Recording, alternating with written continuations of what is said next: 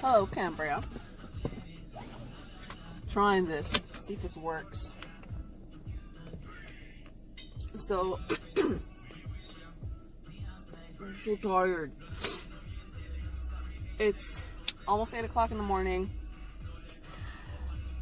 My allergies are off the chart.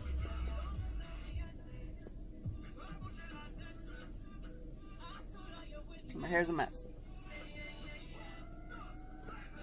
We're gonna do this. Oh. Because I'm alone in the car and it's not as weird to film this by myself. Anyways, so I just dropped off Jocelyn and now I'm on my way home. So I mounted the camera on the headrest on the passenger seat. I didn't signal. And I'm making a 3-point turn out of this random neighborhood by Loera.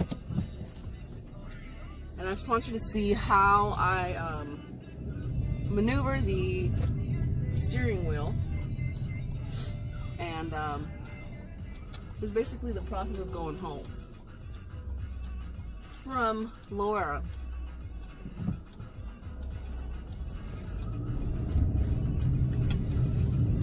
So, since I personally am a visual learner, I figured this is another reason why to kind of like show you what I'm doing versus just letting you, use the steering, use the car and just drive around and figure it out.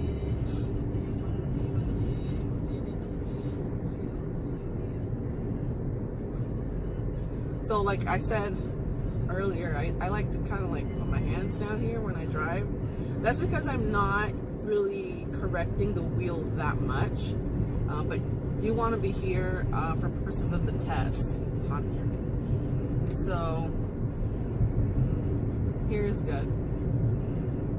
Now when I'm driving, see there's a person over there, I don't know if you can see him. Person on my right and two sidewalks and cars really closely together on this street. So my attention, besides being in front of the road, is on the sides of these cars to make sure that no one's either pulling out from being parked, or that no one is walking and trying to cross the street without paying attention that I'm on my way through the road. You shouldn't cross. It would be dumb. So that's part of where my attention is at when I'm going straight ahead.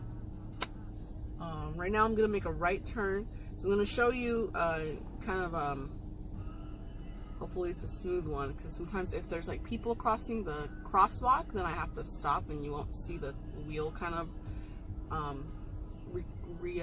recoiled back to the middle. This might have been too early to film this because my so right now it is early, so there could be people there crossing for school. So anyways, here I go.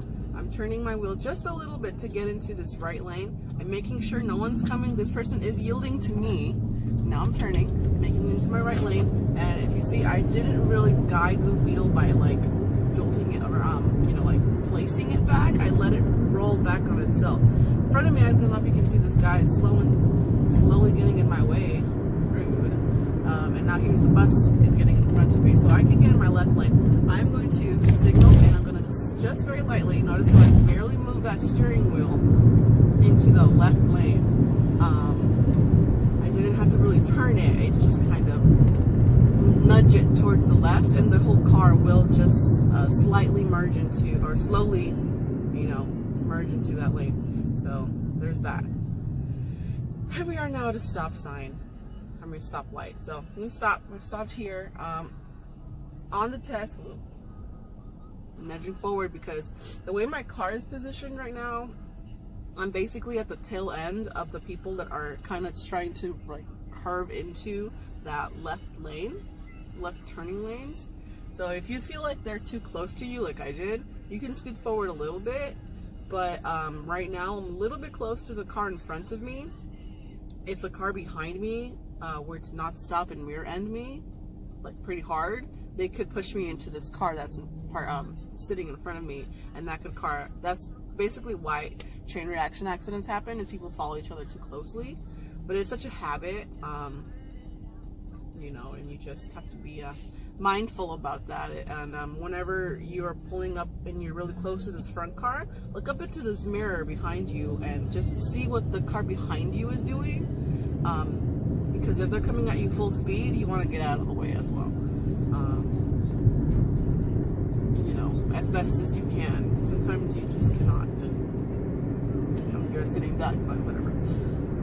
So here I'm going again, putting my hands back at 10 and 2 so you can see what that looks like. We're about to go by Ball Junior High, and again I'm making my way through. This is a high traffic area, high pedestrian area because of the school. So my eyes are now also, again, besides paying attention to the car in front of me, to what's happening on the sides of me. Is there a random kid trying to get to school without using the cross light? Is there a random car like this guy right here who's just going to randomly take the, you know, little gap that he thinks is free? You know, just being mindful of those things. And where the car in front of me slows a little bit, I slow down a little bit too. I can't see what's in front of that car right now. Now I can, but I can tell that the car in front of them is really close to the cars, you know, up ahead. So they're kind of hitting the brake lights a lot. I don't know if you can see that in the video. So I don't have to be hitting my brake lights that often, but I need to start keeping my space. So I'm keeping my space, rolling up into the kind of a stop. The light did just turn green up ahead, but everyone is kind of backed up, it looks like. So again, high traffic area. Now we're high traffic because Disneyland is right there and they're about to open, or they just opened. It's 8 a.m. So people are making their way, and yeah. God, my allergies are freaking best. God, probably sounds so congested. Whatever.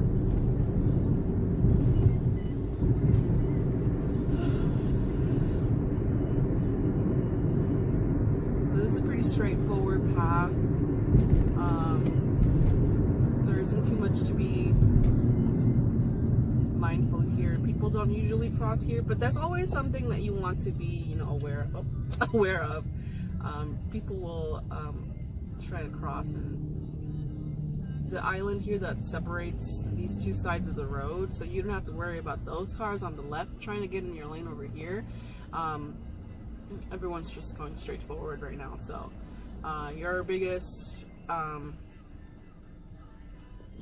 concern here is keeping your space between the cars, keeping your car going straight. So, you know, a gentle pull and push of the wheel will keep the wheel straight. And then any cars that might be trying to merge into your lane, since you're in the furthest left lane, you're just being mindful of those cars trying to come in if they do.